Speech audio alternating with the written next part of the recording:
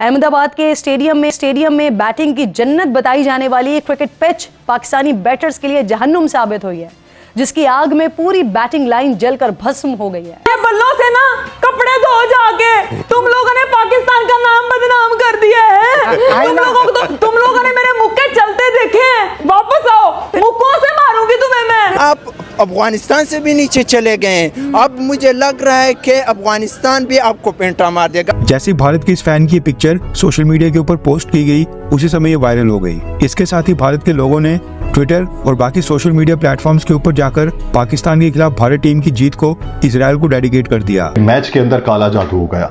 वो बातें ये चल रही हैं कि मैच फिक्स हो गया। वो बातें ये चल रही हैं कि पाकिस्तान की टीम अंडर प्रेशर नहीं आई। जिसके बाद इजराइल ने भी आधिकारिक तौर के ऊपर भारत को धन्यवाद देते हुए भारत को पाकिस्तान के ऊपर क्रिकेट मैच में जीत के लिए मुबारकबाद दी है। मिकी आर्थर पाकिस्तान का कोच, एक भी इंटरनेशनल मैच नहीं खेला है, ये इन्होंने कोच रखा हुआ है भाई, और वो भी लोन लेके। समझ में नहीं आता ना, लोन पे कौम या कौम पे लोन। हमने तो इंडिया को हराना था, वर्ल्ड कप चाहे हार दिए लेकिन इंडिया को हराना था, और इसी सोच की वजह से शायद हम 8 दफा इंडिया से हार चुके हैं।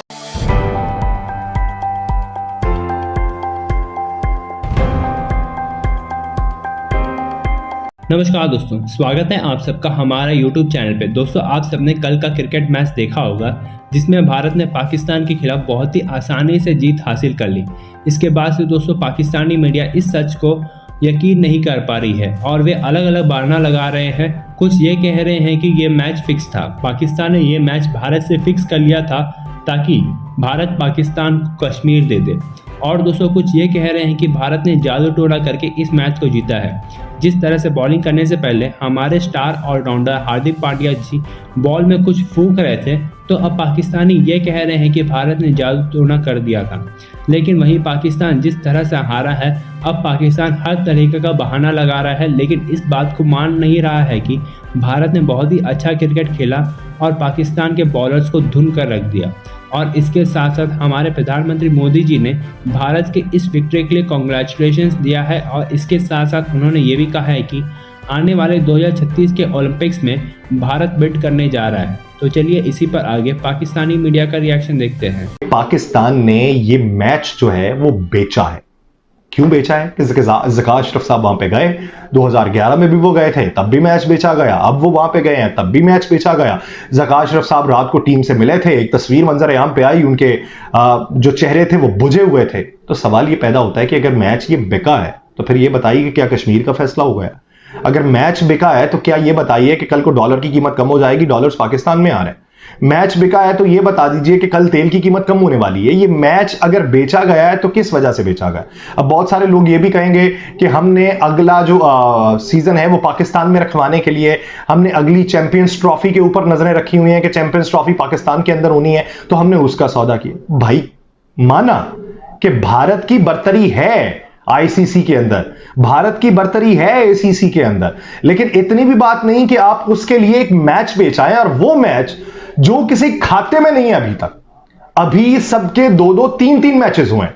आप अगर 7 मैचेस जीतेंगे तो सेमीफाइनल के लिए क्वालिफाई करेंगे, लेकिन अगर आप 7 मैचेस नहीं जीते तो फिर रन रेट के ऊपर फैसला होना है। तो अभी तो इब्तदा है, इब्तदाए इश्क है, होता है क्या आगे आगे देखिए होता है क्या।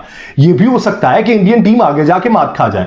हमसे अगर वो मैच का उन्होंने सौदा कर लिया है, तो वो हमसे अगर मिसाल के तौर पर सौदा कर लिया उन्होंने हमसे, क्या इंग्लैंड से भी सौदा कर लेंगे? क्या ऑस्ट्रेलिया से भी सौदा होगा?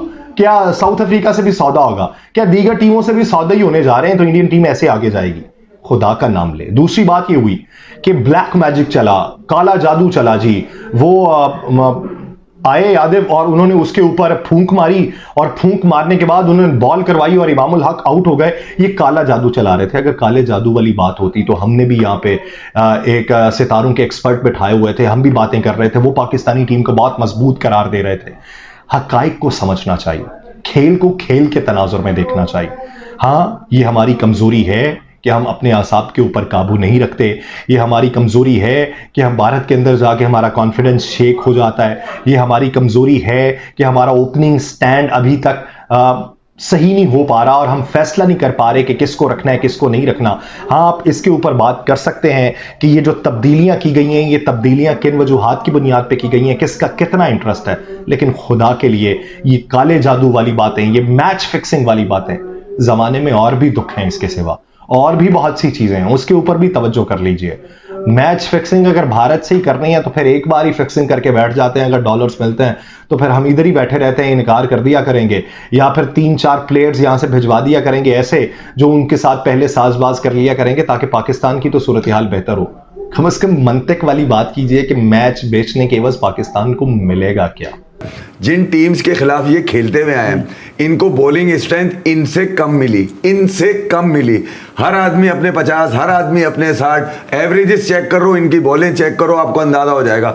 उस वक्त भी मैं चिल्ला रहा था कि भैया ये सरकारी रन्स हैं, ये वो रन्स हैं, टीम में रहने वाले रन्स हैं, ये पाकिस्तान के लिए रन्स नहीं है। जिस दिन पाकिस्तान के लिए रन्स मारने के लिए इनको कहा जाता है तो 2021 में ऑस्ट्रेलिया के खिलाफ नहीं मार पाते रन, ये जहां पर इनको मारने चाहिए थे। जो इनका टॉप ऑर्डर में ओपनर फखर था वो 5वें नंबर पे आ रहा है क्योंकि हफीज उसके ऊपर आ रहा है खेलने के लिए। वो अगर नीचे स्टार्क को ना मारता तो आपके पास लड़ाई के रन भी नहीं थे, जिसका ये कहते हैं कि 5 जीते, 10 विकेटों से इंडिया को हराया। उसके बाद तुम्हें मौका मिल गए एशिया कप में, जहां पर शाहिनशाह अफरीदी नहीं था, वहां पर राजा पक्षा नामी आदमी जो श्रीलंका के स्क्वाड में नहीं होता। दोनों मैच तुम्हें इतनी बुरी तरह मार के गया, तुम में गैरत की कमी भी है, तुम में इज्जत की कमी भी है, तुम इतने बेशरम हो चुके हो, इतने गिरे हुए हो कि तुमने कोई बात ही नहीं करी। उसके बाद तुम निकल गए वर्ल्ड कप 2022 के अंदर, ठीक है, ये तो मैंने हल्का बताया। 2022 में नेदरलैंड अगर साउथ अफ्रीका को नहीं मारता तो ये वापसी का सामान लेकर पहुंचे हुए होते। चौड़े इतने गुरूर, इतना प्राउड, इतना करते हैं बगैर परफॉर्मेंस पे। हमने तो फाइनल खेला है, अबे फाइनल खेला है तो मार देता है इंग्लैंड को, उसी इंग्लैंड से बदला ले लेता है जिसकी कप्तानी में मोइन अली आया था T20 और तुम्हें सुझा के चला गया था।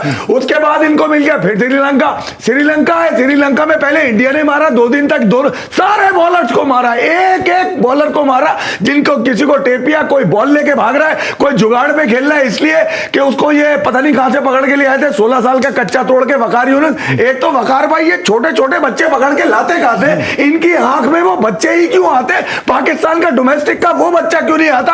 हारिस रऊफ की जगह जो पिछले 2 साल से डोमेस्टिक खेल रहा है, नसीम की जगह जो पिछले 3 साल से खेल रहा है। भाई ये कौन से बच्चे, किसके बच्चे जो पाकिस्तान के नाम पे लाके तुम खिला देते हो और फिर तुम बोलते हो पाकिस्तान हार गया? नहीं, तुम्हारी नियतें हार गई है, तुम्हारी इंटेंट, तुम्हारी एग्रेशन। आज पाकिस्तान के लिए रन मान लेते, रिजवान चंपेराती फेल, बाबर फेल, पूरी टीम 36 पर बिखर गई, भेड़ दिया उन्होंने अहमदाबाद के लिए। तुम 6 महीने से तुम लोगों ने शोर मचाया हुआ था, ये कर देंगे वो कर दे, घंटा करोगे, आगे आने वाले मैचेस में तुम्हारे लिए अरे ये जिल्लत कब तक उठाएगा आदमी? इनके नामों पे किसके बच्चे पाकिस्तान से खेल रहे हैं? ठीक है, ये जो बात कर रहे हैं थोड़ी इधर मेरी तरफ छोड़ दे उनको।